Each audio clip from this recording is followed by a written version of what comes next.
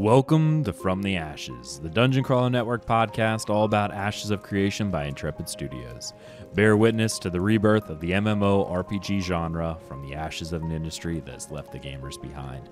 I am your host, Aggelos, founder of the Dungeon Crawler Network, and I am joined this evening by my co-GM over at Hands of Fate. That would be Stormzlord. How are you, sir?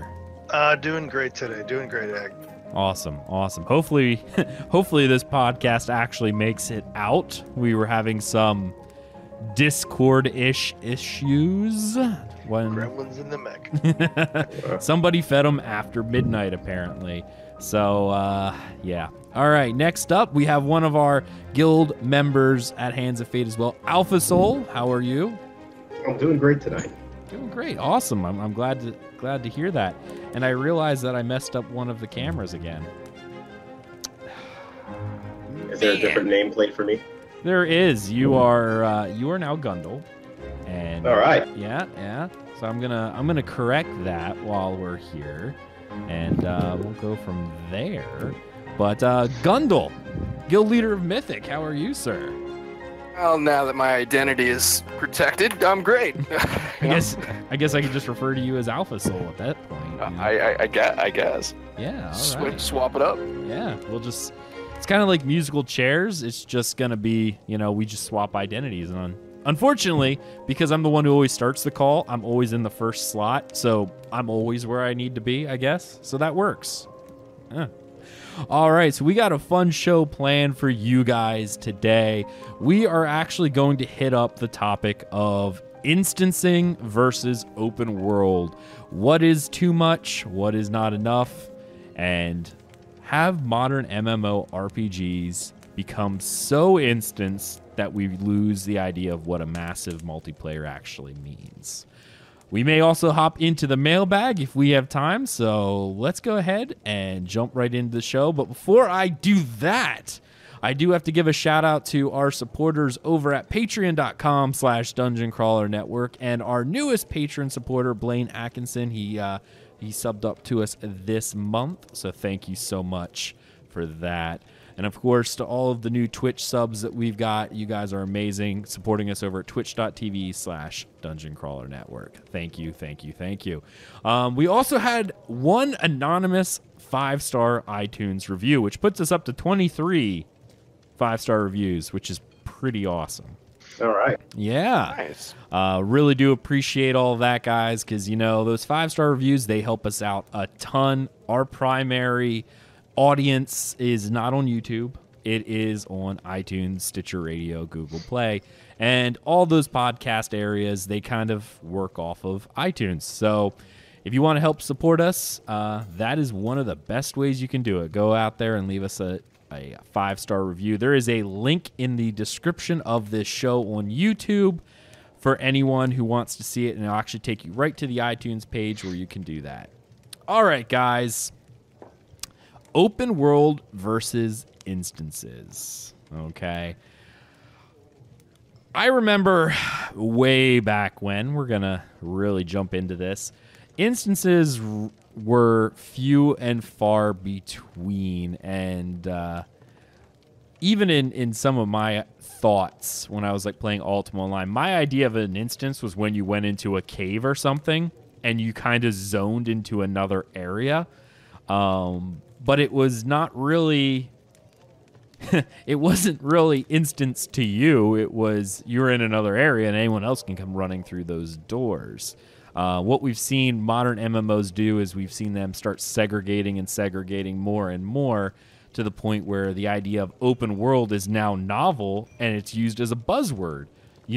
Fully open world. That is actually something that people try to sell their games with now versus once upon a time that was just what it was. Yeah. So I guess I kind of want to go around to everybody and just give me a quick open world versus instant. Which do you prefer and why? Let's go ahead and start with Storms. So which do I prefer? I prefer totally open world. Is that going to work? Probably not, because you're going to have a significant amount of work on the server and such like that, which is one of the reasons they originally started to instance it out.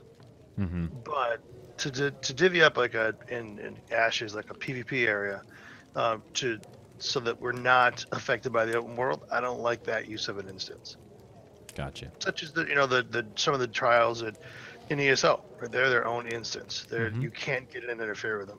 I think that would be a misuse of an instance in a case of Ashes. Okay. All right. How about you, Alpha Soul? Well, I mean, I'm kind of the same mind of Storm. As I think in the ideal world, I would like it all to be open world. But I started off in UO, and I remember the whole thing was open world per se, and then moving into EQ, they had instances, but the instance was they were zones, but they were zones of the same zone. So if you zoned into a dungeon, for example, unlike World of Warcraft, if you zoned into a dungeon, you wouldn't be in your own personalized instance. You would be in the same instance as everyone else. So I guess even if it does instance, I would like something like that, where everyone is in the same instance if you're in a dungeon, as opposed to separate personalized instances. Okay. I'm wondering if the terminology there is the difference between phasing and instance, because I know ESO kind of had that, which was interesting. They used what was called phasing, which was similar to instancing, except for there were different layers of the server depending on your progression for story. And I'm assuming they're going to use a type of phasing for this game. And the reason why I say that is I believe everything's going to be pre-built already. Like that, it just makes sense from a development standpoint that they would have had everything already kind of spun up. But what they'll do is they'll activate different phase layers depending on the node progression. They're not going to actually have a developer go in there and hand play stuff as it levels up. That would just be crazy. But that's how you'll walk into a zone one time and you'll see a field. You walk in later, it's now a tent or whatever. The field still exists. It's just they've closed off that phase and funneled everyone else into the next phase. So I'm sort of seeing that. But the difference between ESO and what I think Ashes will do is I think there'll just be a blanket phase for everybody rather than individual personal progression. Gundel, what about you?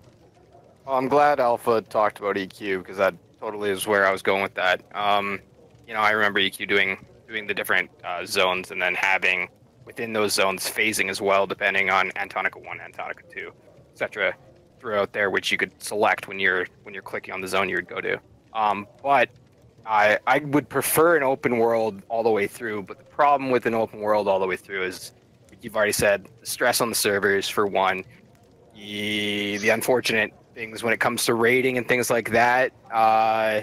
When you're trying to be coordinated and things of that nature, makes it difficult. So I personally would love instance raiding, which was confirmed by Steven. So that's nice to hear. So I'm quite happy with what they've decided to go with. Basically, almost an open world. Dungeons are going to be, for the most part, open world, and then raiding and then arenas could be instance to a certain extent, as long as they don't cut it too hard. And I do want to stress, make sure that I have my clarity here, that when I say open world, I'm not referring to zones. I fully expect the world to be zoned out, to be completely honest. I don't think we're gonna hit the way games were once upon a time, which isn't necessarily a negative. Because keep a note, like if you go back and play World of Warcraft or even UO or some of the really old, it was just one big open area, but they also didn't render that much. It was pretty low poly everywhere. It wasn't quite to the detail that these newer games are. Remember, cities, when you went to a town in EQ1 and it was 3 NPCs and you had to kind of suspend your disbelief of going, yeah, right, this city is meant to house the entire population of this continent, and there's 3 houses and a merchant, Yeah. The technology wasn't there at the time in order to actually do more than that, you could count. I forget that one of the starter cities or something like that in EQ, and it had 23 NPCs total. Like and that was the free it. part. Yeah, well, because each NPC had a very specific job because that's what you needed for the server. You couldn't have hundreds or thousands of NPCs because it would literally crash the server. But likewise, the zones tended to be fairly large overall. There wasn't really a zone wall because you didn't have to load that much. Newer games are a little different. I think we will have zones. I just don't think they'll necessarily have a lot of instancing in them. Isn't it the reason? Again, I could be off from historical reasons, but one of the reasons they decided to go with the zones of level, right, is that you're splitting up folks to make smaller pockets of population. Zones of level. I'm. So like ESO used to be, right? Now it's one Tamriel. Right before that, it was broken up into zones. Right? Oh yeah, like Guild Wars 2 is broken up. Well, the reason I believe historically part of that was done was you're breaking up the population as it comes in. They're not all in one area. See. Yeah. I think that's what it was originally designed for. With the Separate event, right?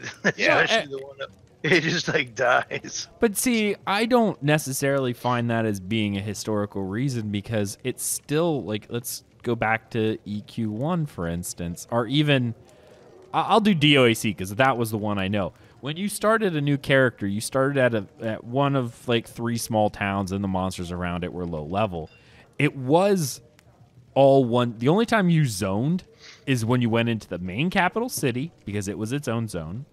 The open world was one zone, dungeons were a zone, and the PvP area was a zone. So it was like 4 zones total, at least early on. There were more later. But traveling between the Cliffs of Moher and Bog of Kowloon, like you could ride a horse and your zone would change. It would even say on your screen that you've left one area, now you went into another. But there was no phasing. There was no wall you went through. It just happened. It was all one world that could be connected. I get the leveling, and it still split people up, but it didn't have that. See, I don't even know if I should really say loading, because maybe there were zones, but it really didn't feel like it because there was no loading screen that broke up the world. Does that mean it's actually all one world, or were they clever about it? Did it not take as long to load an area? Like, it was almost instantaneous. I would have been surprised back in 98 when it came out that technology was available. Maybe it was. But like I said, the idea of zones, I honestly think they just make it small enough so that they can put that on one server as an application, and when you're zoning, your character data is actually being passed from one server to the next, or at least one phase of the server to the next. That would be interesting. Yeah. I don't like when we're talking about ESO, and I'm not a game developer on an MMO scale, but just knowing how back-end operations work when I'm dealing with banking applications and stuff like that. When you're making that call to a server, that login that you're hitting that login server, and you're passing your information to the server where it's at. And when you're pulling something else open, you're reaching back out to the login server. The login server tells you where to go, and then you go pull that. It's not even being loaded on your computer because we're using a terminal server. It's just pulling that instance over to you, but you're technically launching off multiple servers. So I'm assuming that's what's happening. There's a pass off between when you zone in newer games to the next zone server or whatever. I'll have to dig into that. That sounds actually very interesting. Yeah, I'm curious. That's just how I would have seen it from a Citrix or a terminal server environment, from however those applications work. But let me take an architecture note. Something to look into. There you go. Mm-hmm. So I almost forgot where I was going with that entire thing. Oh, the zones. I get the idea of breaking into zones to spread out your population, because yes, you do start seeing server slowdown whenever there's a huge amount of people in one area. So breaking it up is just a smart way of making sure you don't have those clusters. But you generally have those clusters anyway when you start entering areas like cities, like hubs. The only saving grace is they also don't have to render all the monsters as well. So they're only rendering NPCs and player characters. So maybe that's probably a little something into it. So the other interesting thing that I like about this topic in general is we had talked about it, I think, on the pre-show where Grundle had mentioned the decision. Or wait, no, when did he actually mention it? Sorry, Grundle. When did you mention? Actually, it was during this show. The decision. The decision to make instances or to make dungeons instances and raids instances. Right. That's already been made. Correct. They said that raiding for sure is going to have some instances. They hinted at having some dungeons possibly be instanced, but then they've also said that it'll be open world. So maybe there will be a bit of both, but for the most part, I hope that it is instance dungeons. Gotcha. Yeah. Okay, so actually this leads me to my point. So it was actually PvP that we were discussing beforehand, before we actually started recording. The decision to make the raids instanced, to me, kind of sends a pretty clear message of what kind of direction the game is actually going in terms of its overall stance on PvP and how that should impact some of the other critical areas like raiding. To put some other games into perspective, they handle raiding not instance so that an enemy guild or faction can come and interrupt you, while you're down there. And there's other ways to, kind of get around it. But the fact that raids are instanced, to me, sends a pretty clear message that they do at least want that experience to be in a cage, if you will. Yeah, protected. Yeah. Oh. Yeah, I mean, I'm just gonna I'll just jump in right on it. Yeah, like they are. I also come from EQ2 where you had zones that were open world, and then you had zones that were obviously instanced off, and dungeons that were instanced off. So kind of jumping off of that point, I mean, we already know that there will be event raiding or whatever you want to call it. It's like when Metropolis we'll use that one about the dragon because everybody does. Let's just call those node events for now. Okay. I think that's probably a good term for us to use because I know they mentioned those are going to be open world, but those are meant to be part of the server narrative. So we'll just call them node events. We'll differentiate between the node raids and standard raids. So we have node events and raids.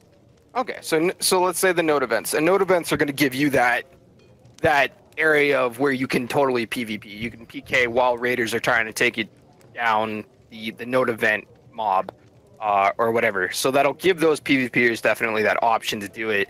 But it's also going to give you your raiders the time and the focus necessary to take down some of the raids. And the way that Steven was describing how he wants raiding to be kind of hinted towards that from the get-go. So I mean, I like the idea of having that separation to an extent, but not overusing it for almost everything, right? So not every dungeon, not every raid is going to be, instanced where you're safe, right? So most of the dungeons where I came from EQ2, where it was PvP based, I mean, the most fun I actually had was actually fighting people inside the dungeon while getting to the boss.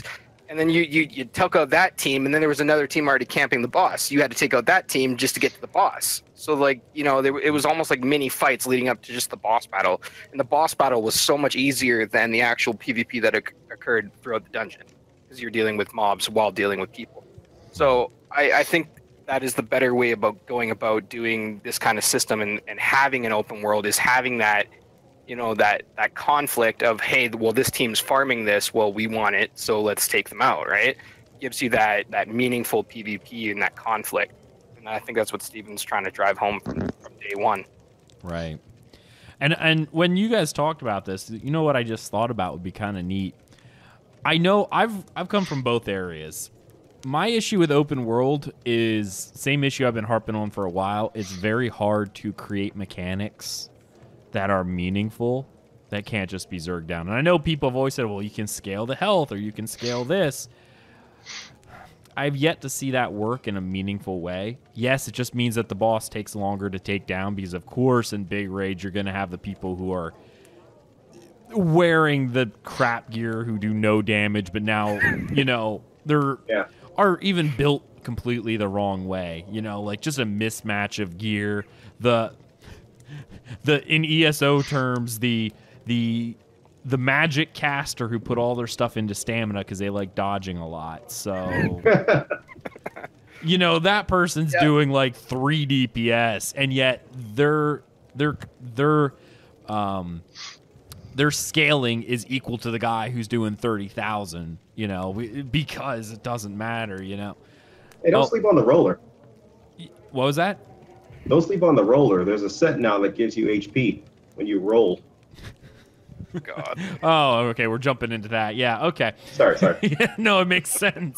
But, you know, someone who's doing that, or before the outfit system came out in ESO, the guy who's wearing all heavy armor as a caster or stamina DPS because it looks cooler, and yet you get no bonuses from it because it was meant for a tank.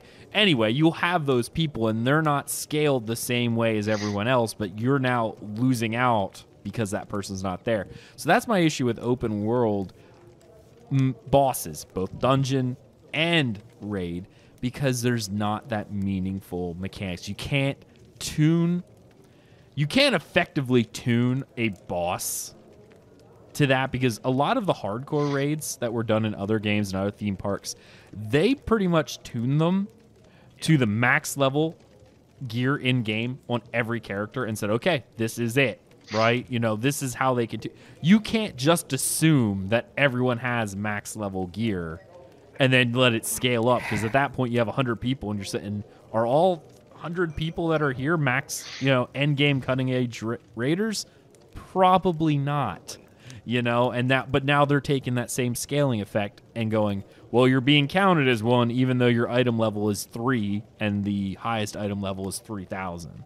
You know, it definitely makes it difficult. It makes it difficult for Steven and his team definitely to make node events for the node events open world. The dungeon aspect, I can understand on how that could work. I mean, you could take like basically almost like the tagging system of like old MMOs where you basically whoever tags it first locks it. And then that is locked to that group. I mean, yeah, but then again, well, see, again, mechanic-wise, I don't know. Like, I feel like that, unless you were able to somehow or another make everything invulnerable to anyone else. Well, that's what they did, right? Like old EQ2, that's what they did. Anybody that wasn't in that group, none of their damage applied, none of their CC applied, none of that applied. Yeah, they couldn't do anything. They could only attack you. But then what happens, like, does that also apply to players? Because then what prevents somebody from just making a healer and doing AoE effects and just helping out? That applied to everybody. Okay. Like that applied to your healers, that applied to your DPS, that applied to your CC, that everything. Like they couldn't give you buffs, they couldn't do anything while you were in combat with that mob while it was tagged. Well, that actually makes it feel a little better. But I honestly think node events aren't going to be scaled for cutting edge. They're meant for a narrative and a story. That's kind of where I said that it'll be difficult for Steven to do that, because I can't see a system in place where anybody will be happy. What are you talking about? What are we referring to when you say node event? Well, what I just explained to you earlier. we're referring to the open world nodes events, like the dragon that they keep talking about. That's right. We're not calling them raids right now. We're calling them node events just because we wanted to separate that out from raids that are instanced. So the open world raids are the node events, or, you know, when the big metropolis spawns the dragon, that's a node event, and therefore it's going to be scaled like a more easy open world mob, because then you're also going to be dealing with the human element, the people as well. That is where you may start seeing a little bit of that, you know. Or they can take an average of the lowest and the highest and aim that for it. You could. It depends what the mechanic is going to be, is what I'm thinking about, right? Right. Mechanics are... The other thing that also plays into mechanic side of things, especially with AoE and whatnot, is the idea of... is most raid instances are locked into a very specific area. Yep. So therefore they can use the entire thing. I'm thinking Final Fantasy XIV and, help me out, Titan? Remember fighting Titan when you're sitting on top of this platform and he's literally smashing the platform around you, and you're getting pulled in and closer because he keeps smashing the outside? It's hard to do that without instancing being involved. So you have that open world, and then you also have the idea of instancing. And Guild Wars 2 or Guild Wars 1, I should say, they decided to go that they pretty much instance everything outside the main city, and it just kind of became like a hub and spoke kind of game. Like everyone's in the hub, you make your party, you head out, and there you go. ESO is very similar to that. They're much more open than they used to be when they fixed a lot of the phasing, but a lot of what ESO felt like at the start was a single-player game. Like there were very few things where you actually brought more people in. There weren't really raid bosses or world bosses to really pull in, except for dolmens. They were always fun when they actually got made a little more difficult. But the other thing I was thinking of, we were talking about the idea of open world dungeons and raids with instance bosses. But you were saying, Gundel, about the PvP that happened.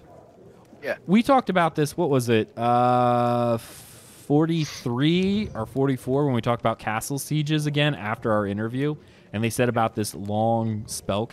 What happens if your entire raid, like let's say it's a 12-person raid or 20, whatever you want to do, 40 people, whatever, just arbitrary number A. In order to get to an area to start the boss battle, to enter the instance, it was a channeled spell that took a while to cast, that your entire group had to cast in order to actually get in. Well, I mean, yeah, that would give time for PvP to happen while you're standing at the boss room. Everyone put your hand on the orb so we can get in. All right. We got 45 seconds of standing here with our hands on the orb, and you're sitting there looking at your watch going, man, I really hope no one shows up. Yeah, you'll be doing that at 2 a.m. just so you can get into the zone so you can log out there, right? What's the difference between doing that and open world bosses now? A lot of times, most of them get taken down in weird times unless it's a spawned event because of PvP happening. Because that is something, but remember, no fast travel as well. So if you defeated that raid group trying to, PvP you, and you're still alive, well, I'm sure we'll be able to put our hands on the orb and hold it for 45 seconds before the next guys show up, hopefully. Because these guys will never make it back in 45 seconds. But having your entire group have to channel a spell to get into the instance raid, or the instanced boss, I don't even want to say raid, let's just say it's an open world dungeon, but the boss rooms, you have to channel that spell. So that allows for PvP to happen. No? Yeah, anything where you can leave players vulnerable for a moment in time, I think would be a great thing for PvP.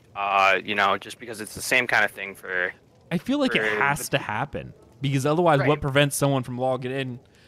All I see in my head, Storms, is the idea when we played Imperial City is going through the door, signing in, you're semi-invulnerable. Oh, crap, there's bananas here, and going right back through the door. Mm-hmm. Like, what's going to prevent people from just jumping into the raid instance? Camping out there or whatever. Or camping out there or whatever, because they don't have to fight it. They don't have, the guy who's camping, they attack someone else. Everyone just rush through and just run through the door, Like, that's part of open world, though, right? You defeat that or you don't. We make that part of the gameplay. Well, that's what I have a guard sitting outside. Well, if they have a guard sitting outside, I feel like that whole instant teleport into the instance part kind of takes away from open world. I think there should be something to prevent the instant teleport between zones, like that you've cleared the area before I don't know, make it a lore specific thing. Wow, that door is really big. It's going to take 40 of us all pushing on the door for it to open, I've had some horror stories when it comes to raiding in EQ where a raid dungeon is at the bottom of an instance and there's PvP in that instance and you're running through there with your entire raid force. You're running through there and groups are coming in to attack you to stop you from obviously getting to the raid instance. And one healer or one of your crucial members keeps dying. He keeps not making it in. You can't do that raid without that crucial player. And they can camp him, right? Every time he comes in to go in to get to the instance, he gets killed. And you're waiting on the other side, basically protected. I mean, I can see to a certain extent that happening in Ashes. If it was where you had to instantly click and you instantly get teleported, you'd have those moments where you'd be waiting on, okay, Jimmy gets killed again. So you're like, Jimmy's got to run all the way back. You know, without a PvP force there to try and protect the raid force, I mean, I can totally see that happening. I can also see, you know, that's where your alliances come into play, where you have, okay, I need to be protected from this moment, buy us this amount of time, you know, they zone into the instance or whatever the case may be. I agree that definitely you need to be vulnerable for a couple of moments for sure, even if you are zoning into an instance. Sure. And I get. See, I know why ESO added it. It was because some people don't load in as fast. They added a temporary invulnerability. But I'm really just scared that we're going to see people avoiding the PvP of it by just, I logged out. Oh, they're here. I'm going to zone back in. I really think there needs to be a channel effect of some kind to enter instances. Well, there's the world. 10-second delay of leaving ESO, right? I mean, well, even they added that just for loading screens, but you could easily just turn around in that 10 seconds to go, oh, there's people here. I'm going back through to avoid. Right, or maybe you're in, you can't go back. Right, so those are things you can work on with the lore and say you can't do this and that, you know. Well, that's where the channel spell or whatever the channel would be, because if you had to channel for 10 seconds to get into the instance area, that would prevent you from popping out going, oh, wow, there's a whole bunch of people here. Well, here's a neat concept. You know how the mages reveal the door or whatever the case may be? Yeah. Right? Like, why don't you have a group of mages have to reveal the said door or whatever, so they're vulnerable for that time, and say, I don't know, give an arbitrary number, like we know the group's 40, so let's say at least five mages after all at the same time reveal this door, and they're technically at that moment they're vulnerable because they're casting that, so the raid has to protect them there. And that's awesome. That's just something I'm playing with in my head. Once again, Steven, you can steal it if you want. Yeah, go for it. I like the idea of instances. Like, I'm with you, Gundel. I don't think you can get meaningful PvE raids and hard boss dungeons, even single group dungeons in an open world. I really don't. I know some people will argue that with me, but there are some serious mechanics you can pull off when you tune a boss for a set number of players. You're right, because you can manipulate the map, you can manipulate the floor and everything else within that one instance, because that's the only thing that the server's picking up in that moment on for those players. Sure. I mean, the open world ones, I mean, I can only think of a lot of it being tank and spank and like little move from the fire here, move from the fire there kind of stuff, right? It's like very baseline kind of stuff because the server has to render that. Can I throw out a way of trolling people in an open world raid? Lag bombing. Oh yeah. Oh, that's definitely a thing. Lag bombing would be okay, sure. You tag it, you become immune to everything, whatever. That's their way of instancing. What prevents like a mega guild from just wanting to ruin your day by bringing 500 people on top of you and just casting every spell effect under the sun to lag bomb the server? You think of it, I've experienced it. Yeah. Right? For open world PvP raiding, I've experienced it. Yep. I mean, I've had it where the PvP where they're just casting AoEs that are like where the graphics, it's super graphic intensive just to try to lag you out so you die to the mob, not even the players, right? Yep. So, and not everybody's going to be running super machine, so yeah, that will definitely play a factor, right? Like, there's tons of ways you can abuse it. Like, I know we talked about once about guild wars with the particle effects and things of that nature, right? For PvP and things of that nature. So, like, I'm sure Steven and them, with being gamers, have thought of hopefully some of these ideas, if not all of them. But yeah, I don't think open node events are gonna be these massive, mechanical intensive fights. It's going to be, I think, based off of almost like, I was thinking about it when we we're talking about it, either like a distance thing, right? Like, the dragon spawned from the distance and he's going to get to the town. And once he gets to the town, town's starting to get destroyed. You either have a distance thing or you have a timer. And that to me, it feels really theme parky in the sense that you're basically riding a ride at that point. Yeah. You're not really doing much, right? And what I foresee is Guild Wars 2, their events. Remember the meta events that used to happen in Heart of Thorns, if you've played it. Dragon Stand. Remember, it was a zone-wide event where you're moving things all the way through until you actually got to fight the mouth of Mordremoth or whatever. It was a zone-wide. Like the only thing you even did in Dragon Stand was this event. There was nothing else. There were no other daily events. It was just whenever every 4 hours or something this event would go on. I'm imagining it'll be something similar to that as well for these node events, that they're going to be these heavily scripted, objective-based things that you'll be able to separate out. Because I know Steven mentioned that this is going to be a server thing, that people are going to want to be. I really doubt you're going to have all those people in one area. What you're going to see is you're going to have the dragon spawning from the mountain, and then there's 12 different areas of interest out there that's like, oh, you have to hit each area because something bad is happening. While the dragon's emerging from the volcano of doom, this village is on fire. You need to prevent it, because if you don't do that, then you're not going to have any, ditch diggers or whatever you need to do. Like, there will be different objectives that you have to accomplish. The one meta event in Tangled Depths where there were 5 lanes that the entire zone had to split up into 5 different lanes to prevent them from all converging on one area, aka the node. You would also have to do that. That's what I'm feeling like these big events are going to be like.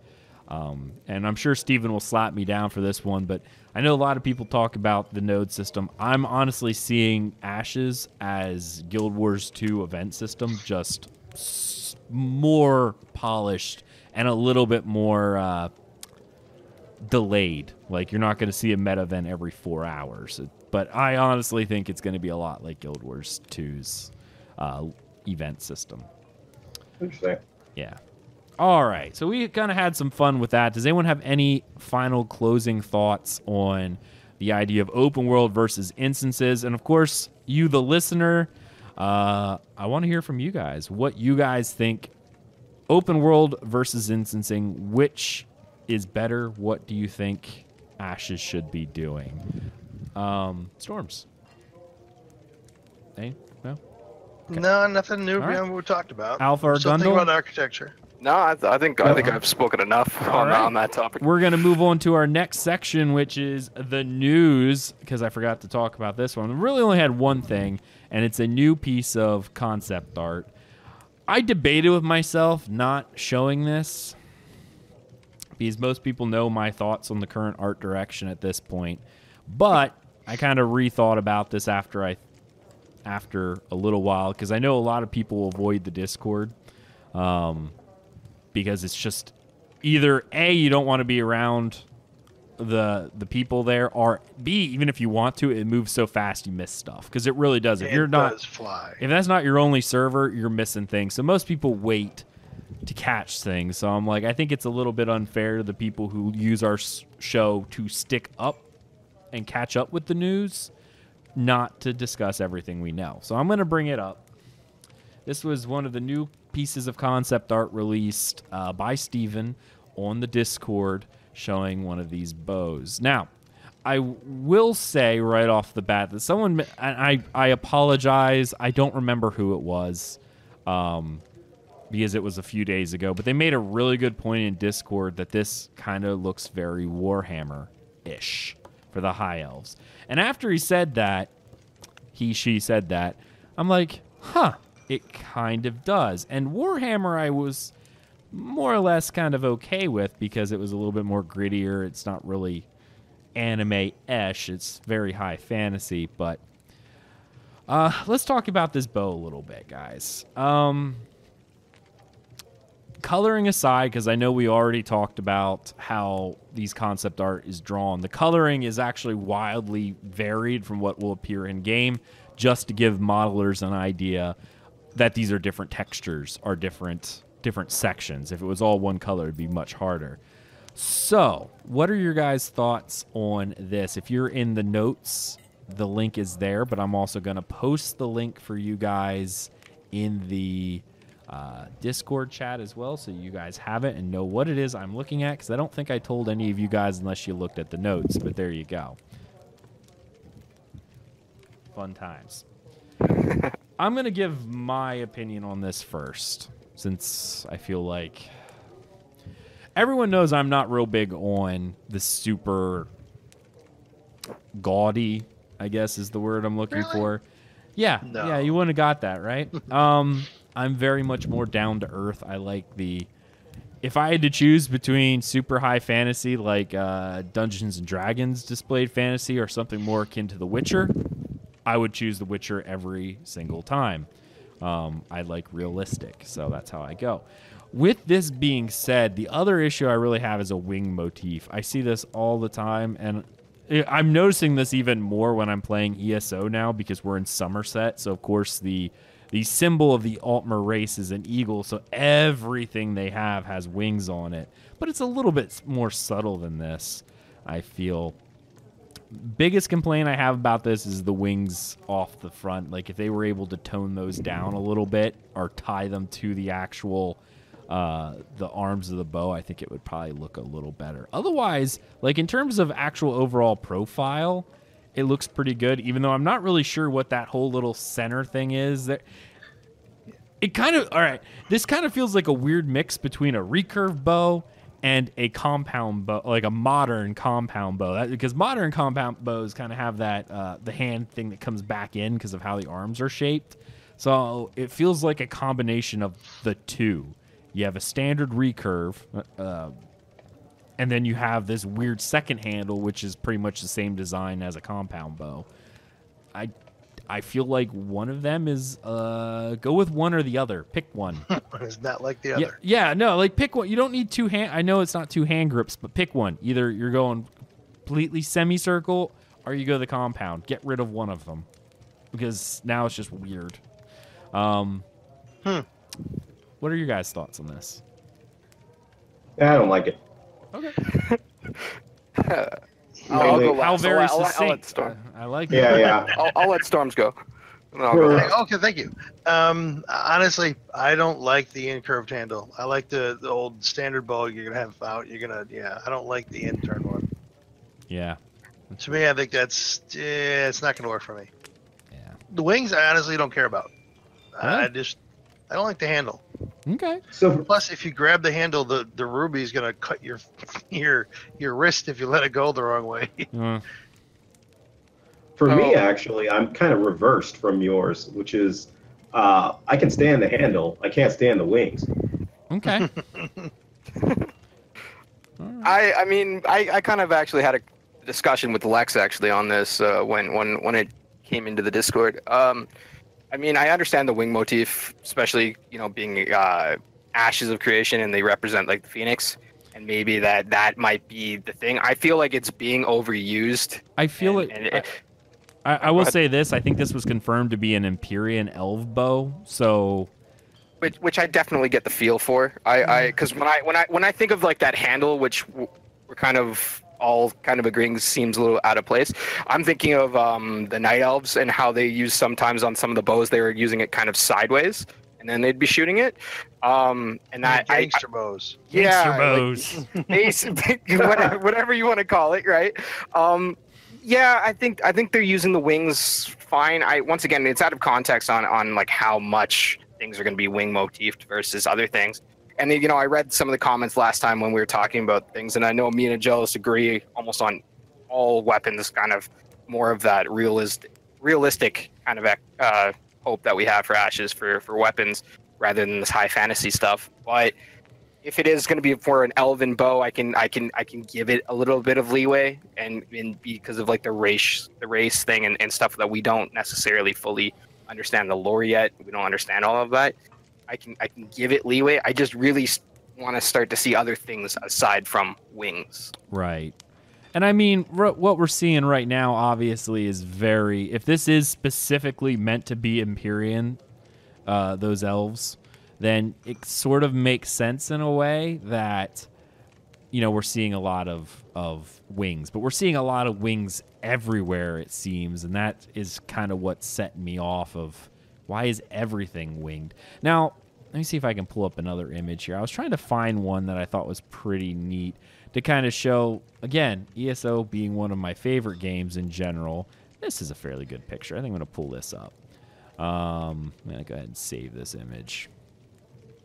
because this is actually a Dwemer bow. I'm going to pull this up to kind of show the detail without going too gaudy in any case. But again, hopefully when they actually put this into the game, they'll shrink it down and kind of make it fit and not be too crazy. But right there, you'll see that's a Dwemer bow, and they do actually have some odd shapes all the way over it, but it seems to still fit. And I know it feels high fantasy, but whenever I see this and the way that it's shaped, it makes me feel like it's possible. You know what I mean? Like, I get it's not 100% realistic, which is what I would prefer, but it's one of those where the way you'd have to approach it is, yeah, I could see that working. Like, literally with the same connotation and everything, you know, you could see it working, kind of deal. So that's kind of how I look at it. Like, hopefully it'll just trim it down, not be so all over the place. I really feel like you can do a lot with what the engine has, without having to go too crazy. But all right, guys, I just want to get off that bow, because the more I think about the way that they're designing things art-wise, the more upset I get about it. So that tends to be a problem. I think we have enough time for maybe 1 or 2 questions from our mailbag. So let's go ahead and jump right on into that. Let's start with Archon. I think this is Arcan is the name. So subject to this email is single player and manufacturing mechanics. Now, I'll read part of the email, and then what I did was I edited this up a little bit and broke down the questions, but I'll read the email. So it goes, hi, Aggelos, you're doing a good job. I'm looking forward to seeing the questions discussed in the next few episodes. Furthermore, I hope that you continue to do the good work. Greetings from Germany, Arcan. P.S. This text was written using the help of Google Translator, which is good because that's what I do. So don't mind if a few sentences sound funny. They actually sounded really good. I only did a little bit of editing. So I broke this down into 3 different questions. So we're just going to try to hammer out Arcan's questions here one at a time. So first question he asked, it would be great if you could make an episode about single players and their potential. For example, how can a single player or solo player alone create or complete a dungeon with a boss, and which mechanics support single player? What can a single player do in Ashes? And they brought up the idea of single players taking on dungeons and things like that. I really don't want to see single players taking on dungeons, because I think until they got to that, they were doing good. There's a lot you can do in take ESO, right? Mm-hmm. When I started ESO, I didn't belong to any guild, didn't know where to start with that. And I went a good 6 months before I even heard your podcast, decided to check this out, right? What the whole guild thing was. And I didn't do dungeons. I didn't do that because I could do other things by myself. And now you're kind of upset. You're like, I shouldn't have ever listened to that podcast. Now look where I am. I know, dang it. Gotcha. I know this is, and I get for being a single player Archon, I know that feeling like, what do you want to do? What can you do to feel like you can participate in the world, right? I think there's a lot you can do as a single player. But when you start allowing dungeons and stuff like that to be done by single players, this is a problem that we have in our ESO guild right now. We have a lot of people online, but it's very hard to get people together without doing events because everything is just so easy to do by yourself. It's quicker to do it by yourself in most cases because I don't have to wait for anyone. I don't have to do anything of that nature. And it destroys the essence of what an MMO really is. I'm worried about single players, and in the sense of being able to complete dungeons, and it comes also with a pet class and becomes super tricky, especially with the summoners. With being able to do that, because historically in almost every MMO that I know of, when you have a pet class, they are very much easily able to solo almost everything. When it comes to the content.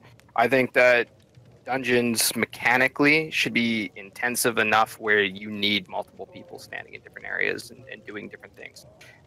When you do have that issue where it's a solo player being able to down a dungeon, I think it's just lazy mechanics, and I think it's just added overall gameplay. I think dungeons are designed to be group based.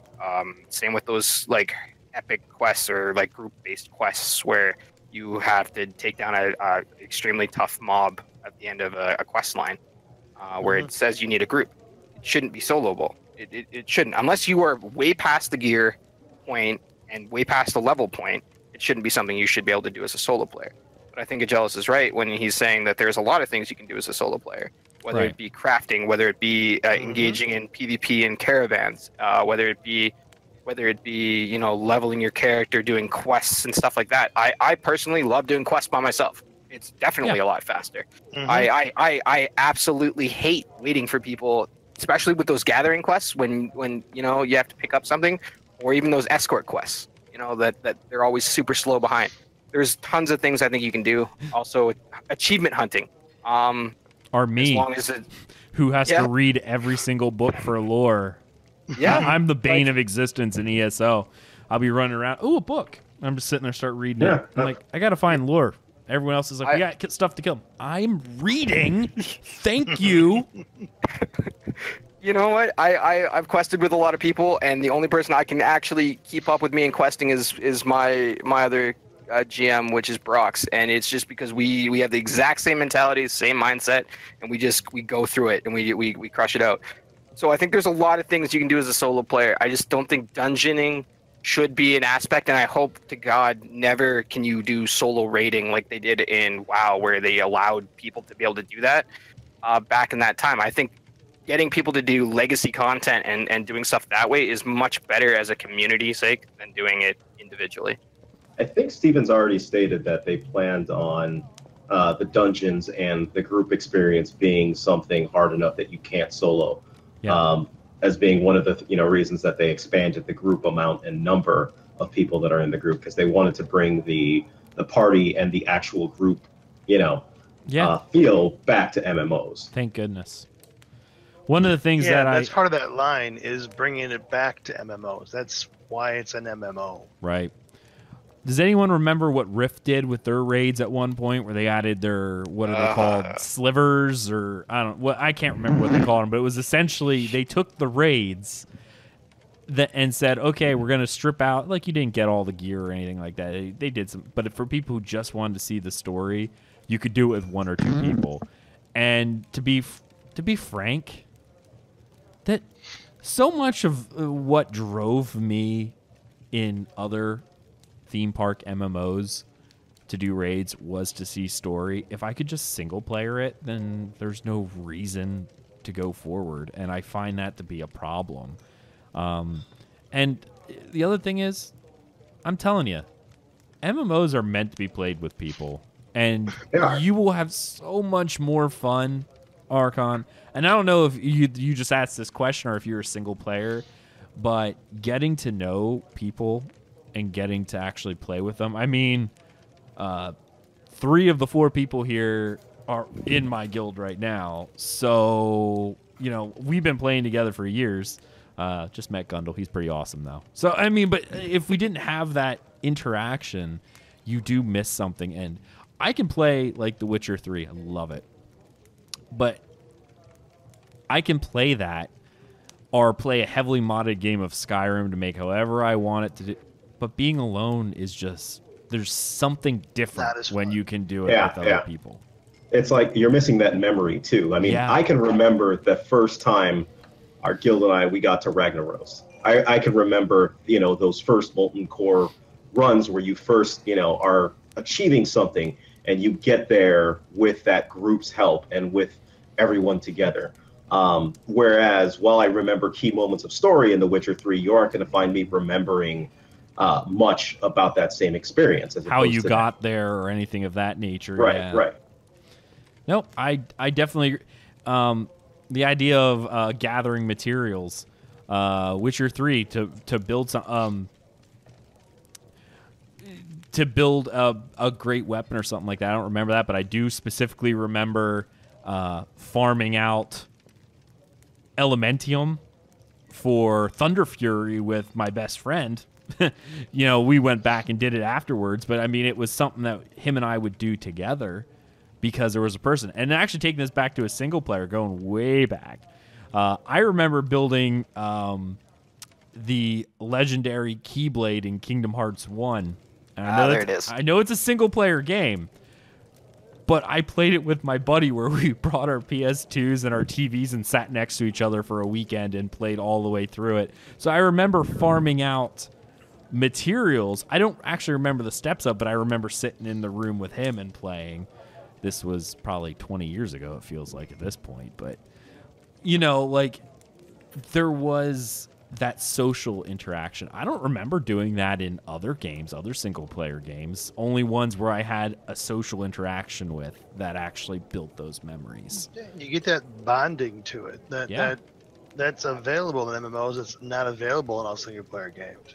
The sense of definitely having something greater than just yourself achieving, right? You do it as a group or a unit or a guild, whether it be, right? It's more people that have that bond, and I think that's kind of what we're all driving here. Yep, absolutely. But there will be definitely things for solo players to do, and there needs, even an MMO needs to have stuff you can do while you're waiting for your group to get together. You're waiting for everybody else. There you go. Yeah, that's right, absolutely. I mean, in anything, you're planning a hiking trip with people. There's things you can do by yourself before the entire group gets there. Whatever it is you need to do.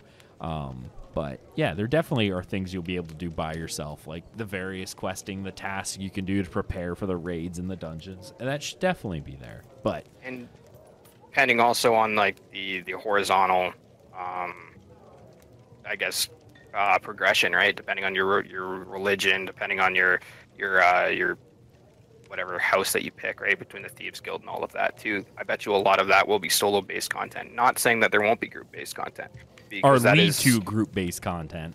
Right, exactly. Yeah. So there will be a lot of that stuff where you won't be just doing the same thing day in and day out, right? I think there will be a lot of progression that you can do solo-based. I just think that when you get to dungeon content or when you get to group content, they need to keep it at group content rather than dumbing it down or allowing for solo players to do that, because it diminishes what group content is, right? Yeah, That's my only opinion on that. Sure. All right, guys. I think we're going to have to end our mailbag there.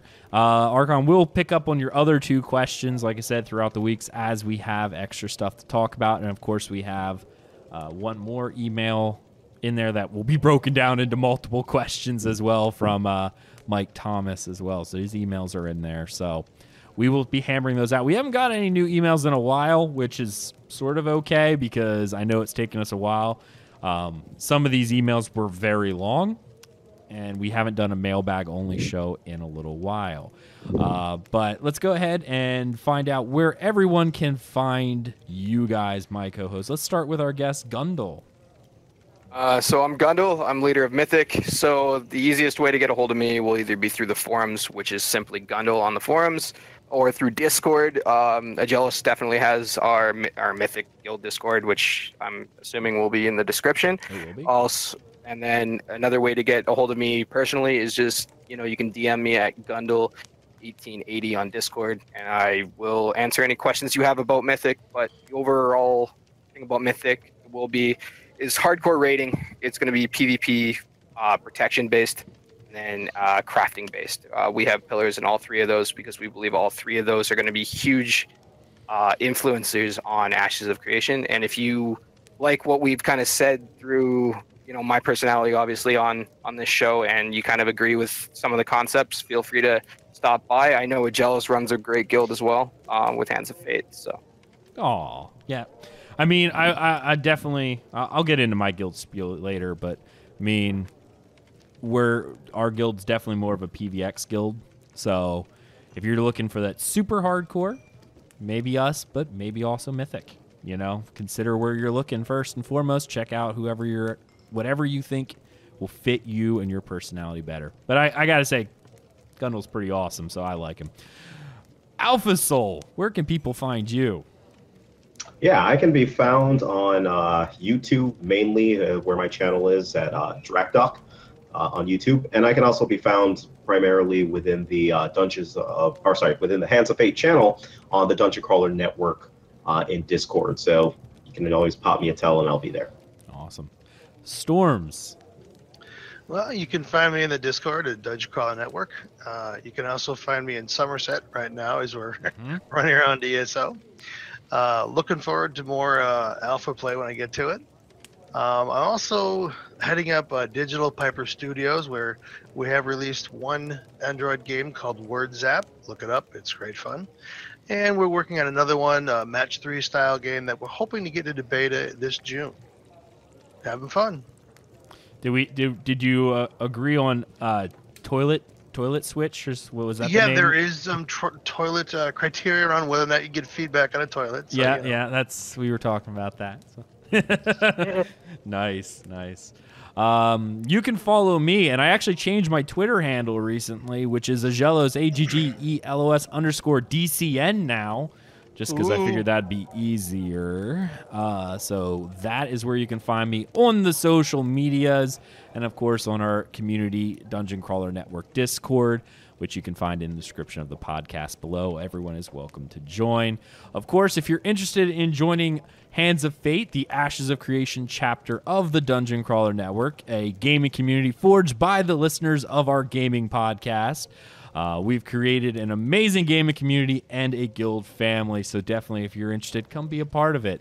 We cover a wide range of gaming preferences from PC to console. We have developed a community that ranges from the super casual to the cutting edge of hardcore players, and we strive to create an environment where we can support all play styles while enjoying each other's company. That is first and foremost.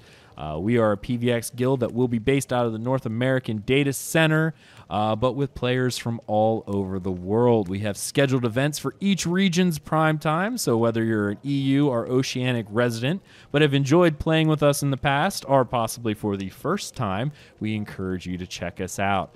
The guild's focus is on progression rating, small-scale PvE, crafting, gathering, node-based PvP, aka the open world, and of course, community growth. You can check us out, handsoffate.aoc.com.